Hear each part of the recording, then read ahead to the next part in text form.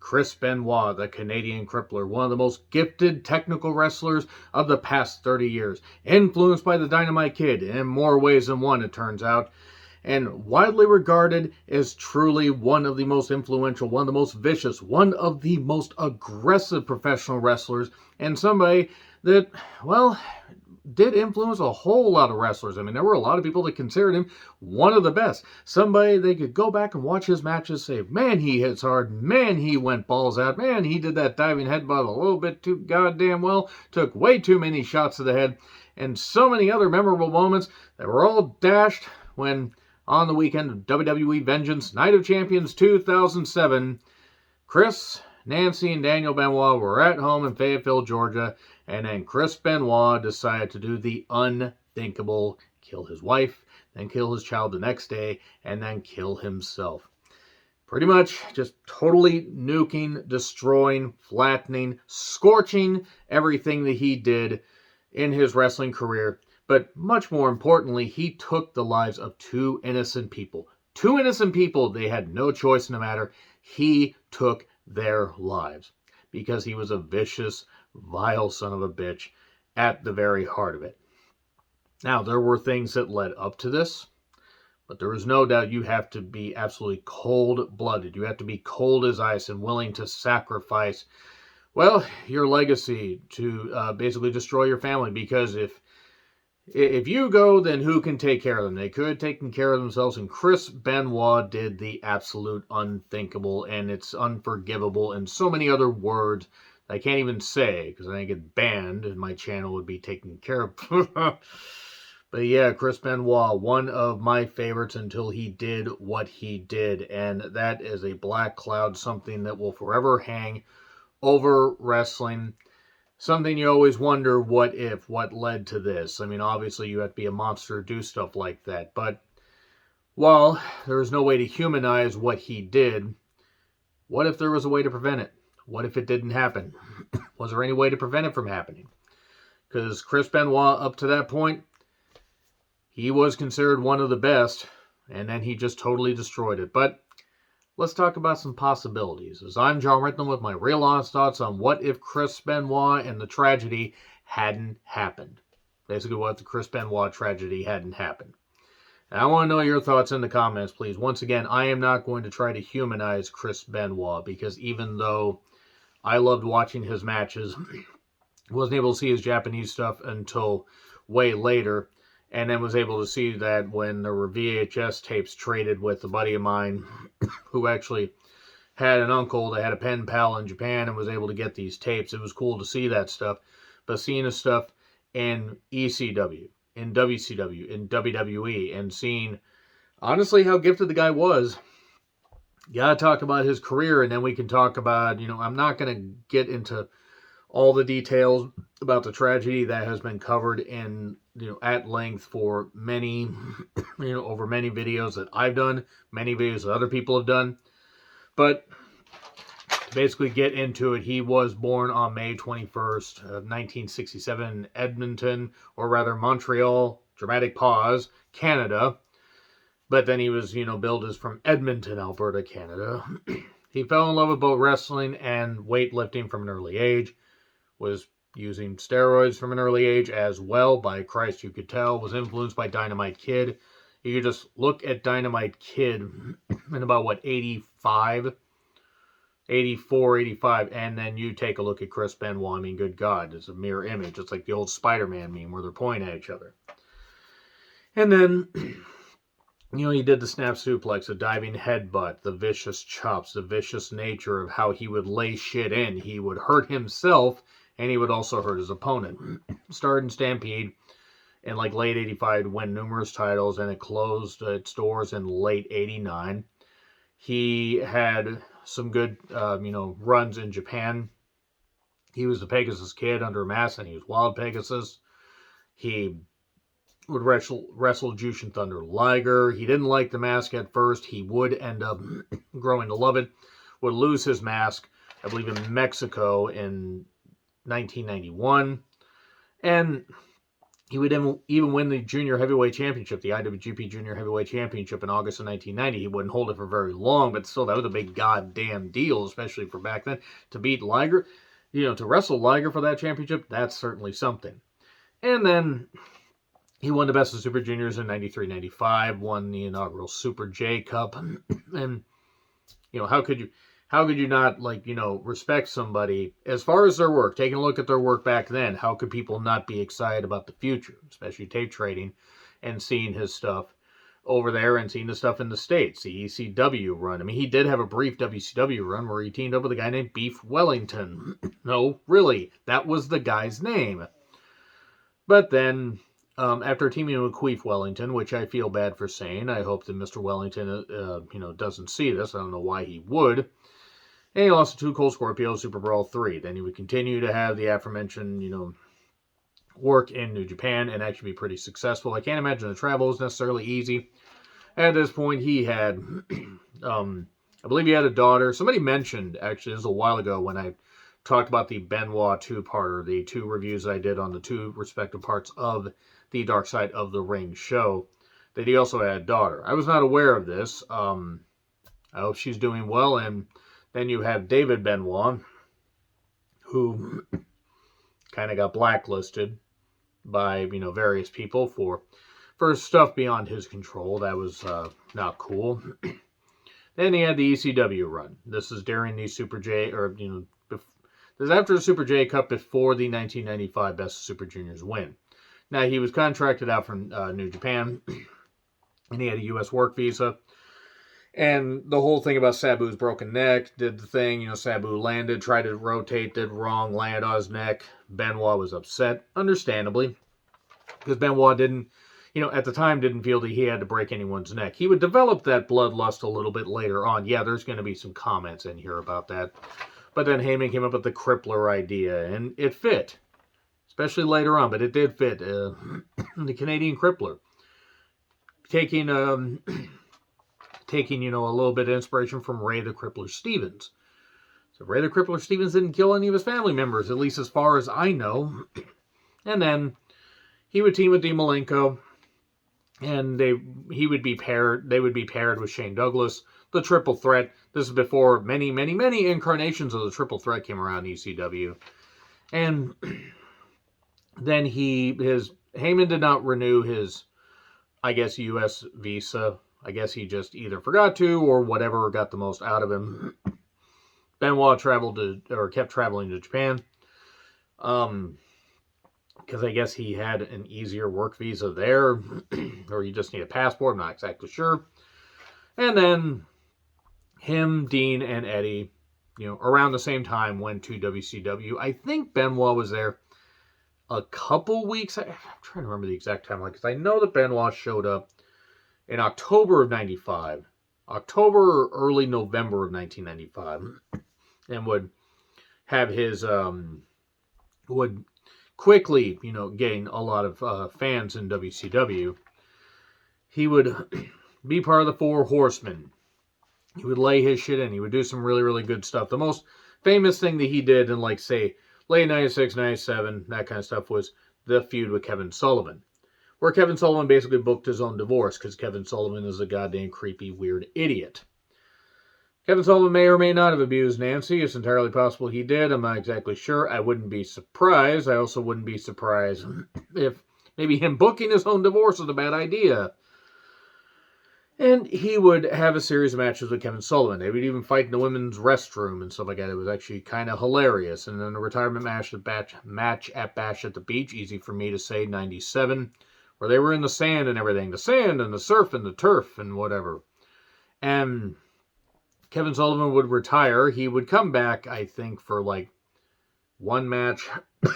It's against Hacksaw Jim Duggan. Or no, teaming with Hacksaw Jim Duggan, the Varsity Club. Him, Rick Steiner, and Mike Rotunda teaming up with Duggan against, who the hell were they teaming up against? Not Team Canada. They were teaming up against somebody. They were teaming up against people, and then it didn't. I think it was the Harris Boys. They teamed up against. The whole point is that Starrcade 99 was really goddamn weird. Let's get back to this show. Because Kevin Sullivan would retire. Benoit would continue to lay in the chops and do a whole bunch of stuff and do great work. And then the best of 7 series actually ended up turning into a best of 8 series against Booker T for the TV championship.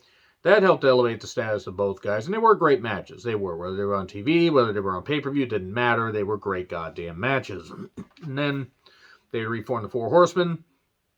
He would kind of be caught in limbo, so to speak. The Four Horsemen reunion would end up going tits up early 89, early 90, and we went way back. No, they went back, went by the wayside and everything. So in 99, because Mongo's last match was like February 8th or 9th of 1999, he was done after that. And then him and Dean would team up as a great tag team. And of course, 2 technicians that were that good, even though I think Dean was a couple years from having to retire due to neck issues. They were great. I do remember they were part of a tag match on, I think it was Super Brawl 99. And they would end up doing they would end up having some really good work. Benoit would, compete for the U.S. Championship. Things were starting to fracture, though. You had the whole Revolution thing, and then we went to WWE with him, Dean, Eddie, and Saturn. And then basically what ended up happening is Benoit immediately got a pretty sizable push. He would become Intercontinental Champion heading out of WrestleMania 2000. He would compete against The Rock at Fully Loaded for the WWF Championship, where it looked like Benoit won the big one, but then it got taken away because it was a reverse decision because Shane McMahon interfered. And that's back when people just wanted to see Shane McMahon get destroyed because he was just being a goddamn little, goofy shit and everything. Here comes the money, money, money, money, money. And then he got chokeslammed by The Undertaker at King of the Ring 2000. One of the most hilarious spots because Vince McMahon is laying in the ring and then fans are roaring like, yay, we got to see Vince's son killed on pay-per-view. So anyway, Chris Benoit would continue to do great things in the ring, as he was known to do.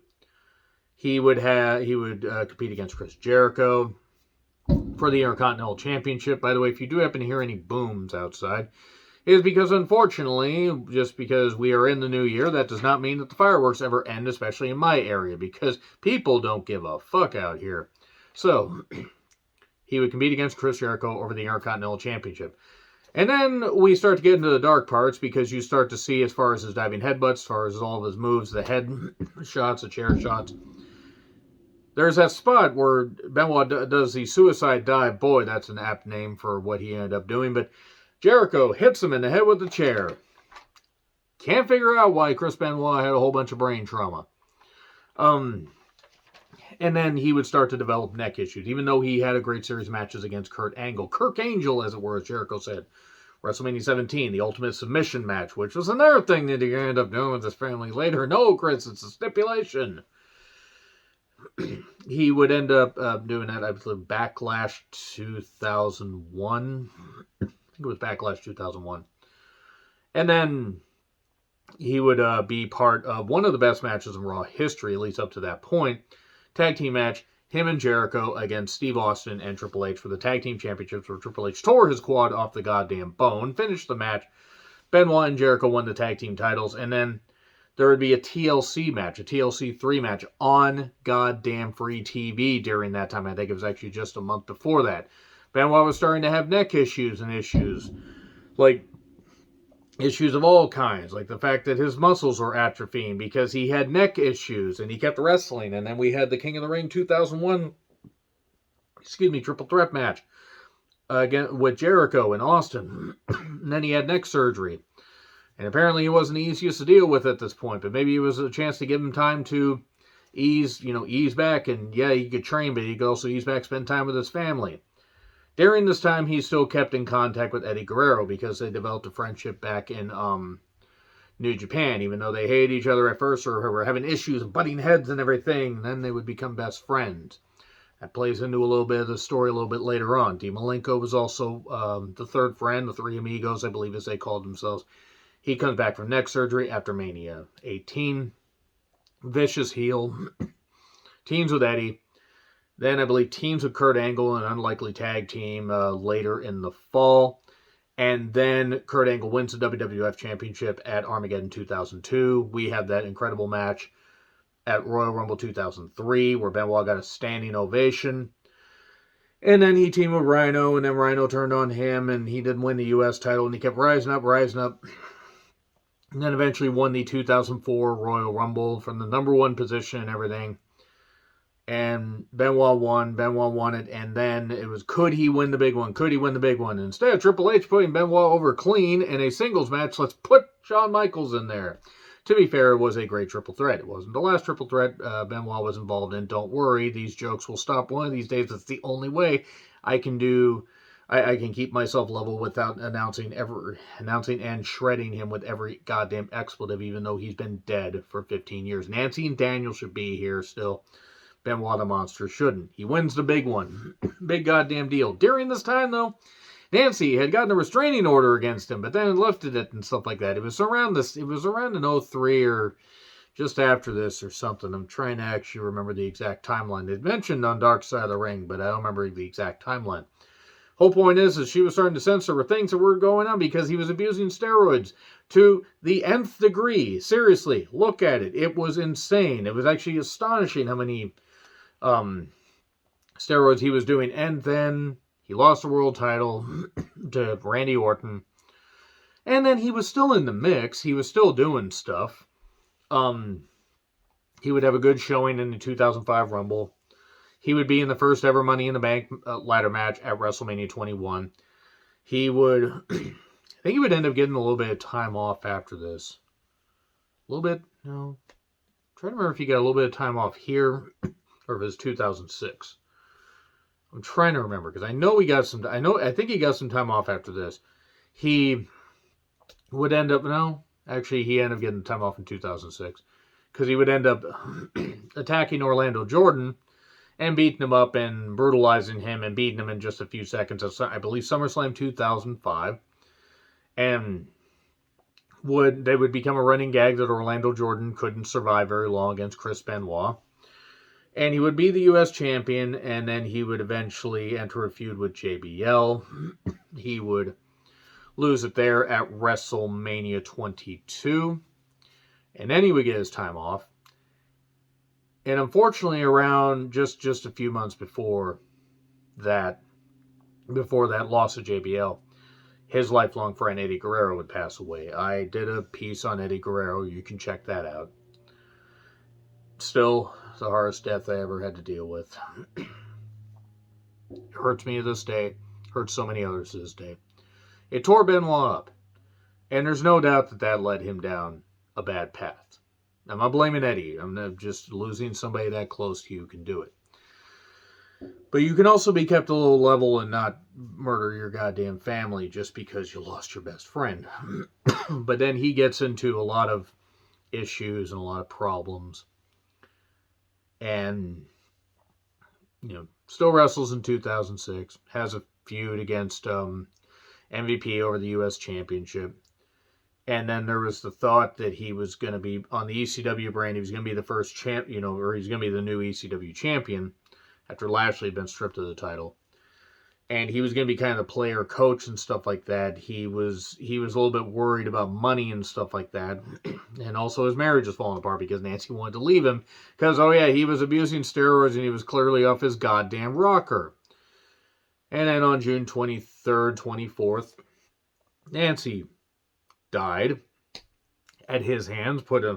He put a foam cord around her neck, buried his knee in her back. Yeah, that's how I was trying to word it, and broke her goddamn back, and she suffered. And then he killed Daniel, giving him Xanax and smothering him with a pillow. And even research ways to possibly end his life, but also possibly going to Houston. I believe that's where Vengeance Night of Champions was. After doing that.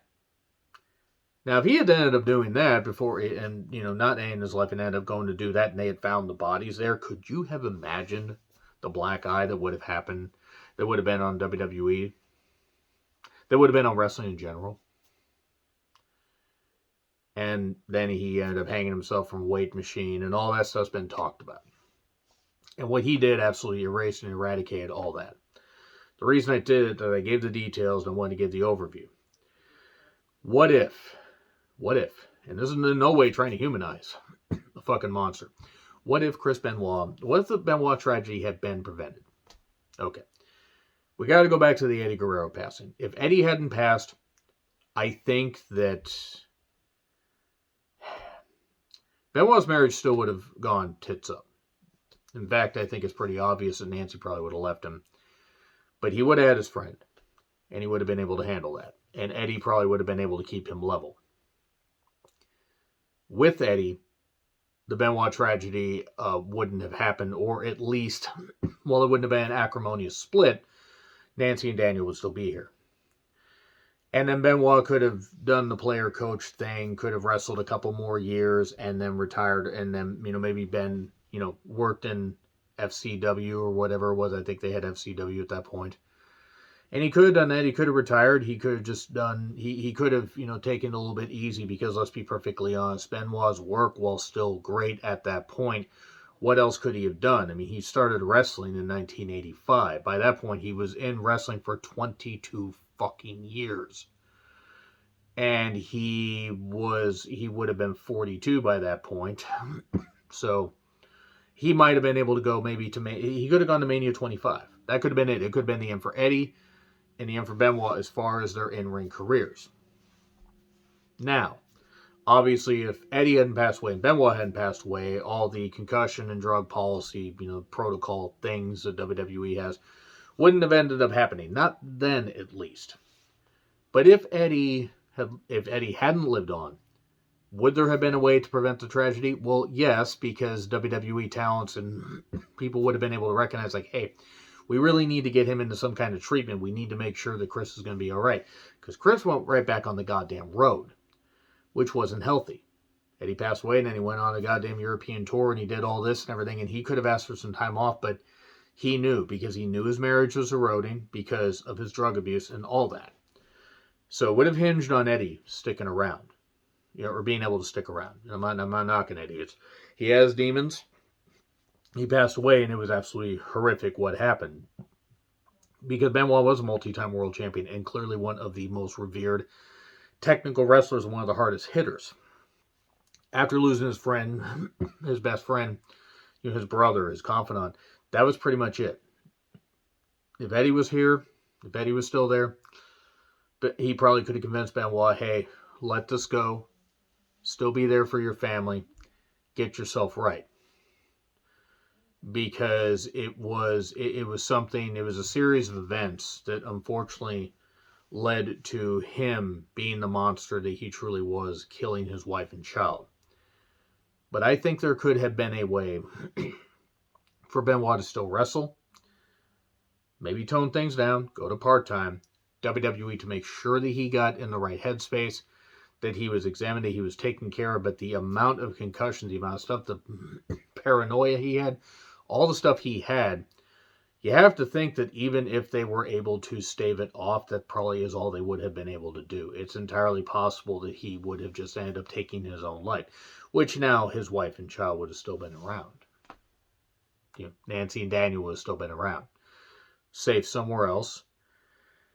He could have still been in Daniel's life, but ultimately it hinged on Eddie's untimely passing, which ended up just putting everybody down a dark path, putting everybody to the point that it was a black eye in professional wrestling. But the most important thing is 2 innocent people lost their lives, and that's really what it comes down to. So if Eddie had stuck around, possible coaching job, could have still been in wrestling, could have retired at Mania 25, would have been a nice round number, because that would have been 2009, so he would have been in wrestling for 24 goddamn years, and honestly, with his brain being basically silly putty by that point, I don't think it would have necessarily mattered if he had retired. But without Eddie, Chris was doomed. More importantly, Nancy and Daniel were doomed, because he took out any pain and heartache on innocent people. So there were ways. Could it have been prevented? I say we, because I don't know why the hell I'm saying that. Nancy and Daniel would still be here, and it was preventable. But Chris was gonna lash out. He was gonna do that stuff, and he was gonna show his monstrous tendencies no matter what. So while it would definitely be nice if Nancy and Daniel were still here, even if it was prevented, even if their deaths were prevented, Chris's fate was pretty much sealed, with or without Eddie, unfortunately.